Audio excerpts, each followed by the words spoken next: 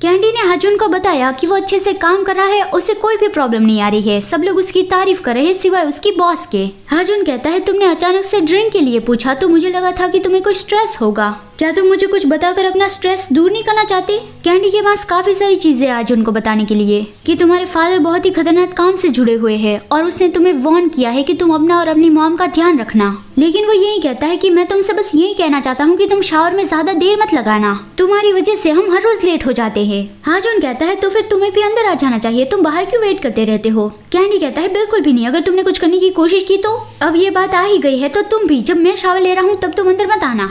और वो मन में बोलता है कि उसे वो सब कुछ बताने का कोई मतलब है ही नहीं। लेकिन उसके फादर को ये पता था कि उसके बेटे को टारगेट बनाया जाएगा और उसकी जान खतरे में होगी। क्या उसे वल्चर के बारे में पता होगा या फिर उस पब्लिक पार्क में हाजुन पे हमला हुआ था उस बारे में उसके फादर उसे वार्न कर रहे होंगे? मैं नेक्स्ट मीटिंग में ये सब कुछ रिपोर्ट कर दूंगा या फिर उन्होंने ये सब कुछ रिपोर्ट कर दिया होगा। और आखिर उन्हों के दिमाग में चल क्या रहा है? वो इन विचारों में खोया हुआ था तब गलती से उसने हाजुन के पैंट पर ड्रिंक गिरा दिया तो वो हाजुन को बाथरूम में ले गया उसे साफ करने। तब उसने हाजुन के पैर में एक चोट का निशान देखा। हाजुन बताता है कि जब वो छोटा था तब उसका एक्सीडेंट हुआ था, एक ट्रक रिवर्स में आ रहा था जिसमें स्टील के बीम्स भरे हुए थे तो उसकी वजह से हाजुन के पैर में बहुत ही बड़ा कट लग गया था। उस वजह से वो काफी वक्त तक चल भी नहीं पाया था। फिर उसने स्विमिंग करना शुरू किया और फिर वो घाव अच्छे से ठीक हो गया।